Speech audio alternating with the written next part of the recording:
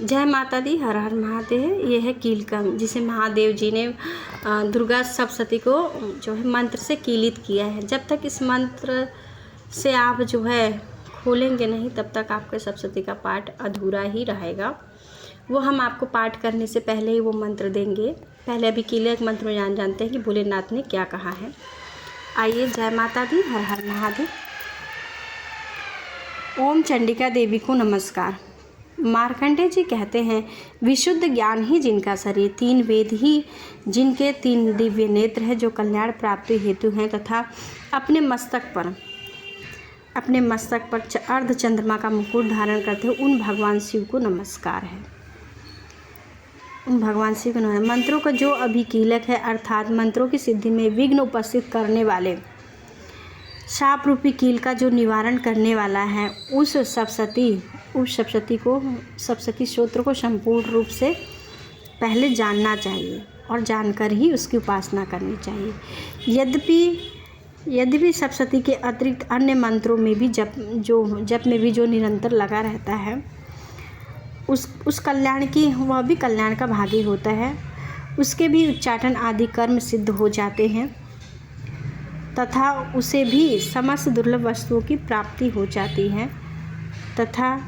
तथा जो अन्य मंत्रों का जप न करके केवल इस सप्तशती नामक सूत्र से ही देवी की स्तुति करता है, उसे करते हैं, उन्हें भी स्तुति माँ से सच्चिदानंद स्वरूपनी देवी की सिद्ध हो जाती हैं। उन्हें अपने कार्य से सिद्धि के लिए किसी मंत्र, औषधि या अन्य प्रकार के साधना की आवश्यकता नहीं होती, प्रयोग की आवश्यकता नहीं होती है, जो बिना जप के ही उच्चाटन आदि समस्त अभिचारिक कर्म सिद्ध हो जाते हैं। इतना ही नहीं, उनकी संपूर्ण अभिष्ट वस्तुएं भी सिद्ध हो जाती हैं। लोगों के मन में यह शंका थी कि जब केवल सप्तशती की उपासना से अथवा सप्तशती को छोड़कर अन्य मंत्रों की उपासना में भी समान रूप से सब कार्य सिद्ध होते हैं, तब इनमें से श्रेष्ठ कौन सा है साधन है। लोगों की इस शंका को सामने रखकर भगवान शंकर अपने पास आए हुए जिज्ञासुओं को समझाया कि जिनके अंदर जानने की इच्छा थी, उनको समझाया कि यह सप्तशती नामक सूत्र ही संपूर्ण सूत्र है, सर्वश्रेष्ठ है, कल्याण में है। तदंतरम भगवती चंडिका सप्तशती नामक सूत्र से ही महादेव जी ने गुप्त कर दिया है। सप्तशती के पाठ से जो पुण्य प्राप्त होता है, उसकी कभी समाप्ति नहीं होती है, किंतु अन्य मंत्रों के जप यंत्र में पुण्य की समाप्ति हो जाती है। अतः भगवान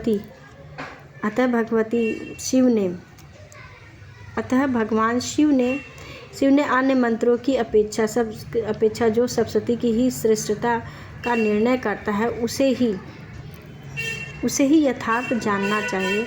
अन्य मंत्रों का जप करने वाला पुरुष भी यदि सप्तशती के सूत्र से और जप का अनुष्ठान कर ले, तो अभी पूर्ण रूप से कल्याण का भागी होता है।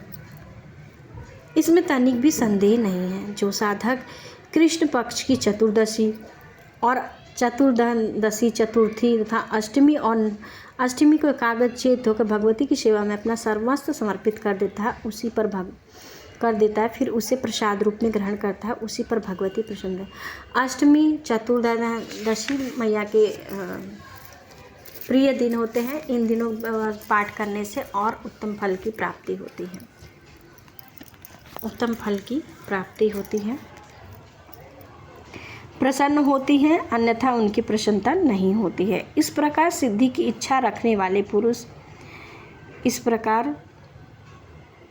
सिद्धि के प्रतिबंधक रूप कील के द्वारा महादेव जी ने इस सूत्र को कीलित कर रखा है। जो पूर्वोक्त रीति से निष्क्लीन करके इस सप्तशती नामक सूत्र को प्रतिदिन स्पष्ट उच्चारण पर पाठ करता है, वह मनुष्य सिद्ध हो जाता है, वही देवी का पार्षद होता है और वही गंधर्व भी होता है। सर्वस्व विचरते रहने पर भी उसे इस संसार में कहीं भी भय नहीं लगता और वह अल्प मृत्यु के वश में भी नहीं पड़ता। फिर देह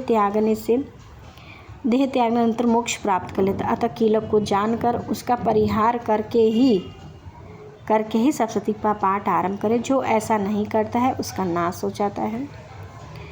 इसलिए कीलन और निष्कीलन का ज्ञान प्राप्त करने पर ही यह सूत्र निर्दोष होता है और विद्वान पुरुष इस निर्दोष सूत्र का पाठ आरंभ करते हैं। स्त्रियों में जो कुछ भी सौभाग्य आदि दृष्टिगोचर होता है वह देवी के प्रसाद का ही फल होता है। अतः इस कल्याणमय सूत्र का सदा जप करना चाहिए। इस सूत्र का मंद स्वर से जाप करने से स्वल्प फल की प्राप्ति होती है और उच्च स्वर से जाप करने से संपूर्ण फल की प्राप्ति हो जाती है, फल की सिद्धि होती है। अतः उच्च स्वर से ही पाठ का आरंभ करना चाहिए। जिनके प्रसाद से ऐश्वर्य से, सौभाग्य से, आरोग्य से, संपत्ति, शत्रुनाशता, परम मोक्ष की सिद्धि होती है उन कल्याण में जगदम्बा की स्तुति क्यों न की जाए। आपने देखा ये कीलक का ज्ञान था और कीलक का ज्ञान जो है प्राप्त करना जरूर। और ये पाठ करने से पहले जो है हम लोग को कवच, अर्गला, कीलकम ये तीनों करना मेन है। पाठ करने से पहले, प्रथम अध्याय करने से पहले जो ये मंत्र से कीलित रहता है, बंधा रहता है दुर्गा सप्तशती का पाठ, इसको खोलना बहुत ज़रूरी रहता है। अगर आप नहीं खोलोगे तो इस पाठ का आपको पूरा लाभ नहीं मिलेगा। तो मिलेगा, ऐसा नहीं है कि नहीं मिलेगा बट थोड़ा बहुत मिलेगा। जब हमें करना ही है और तो इसका हमें संपूर्ण रूप से, पूर्ण रूप से इसका लाभ प्राप्त होना चाहिए। इसलिए जो है उस मंत्र से इसको खोल के तभी जो है दुर्गा सप्तशती का पाठ करना चाहिए। जय माता दी, हर हर महादेव। प्लीज़ आप सबको पसंद आए तो कमेंट में जय माता दी ज़रूर लिखें।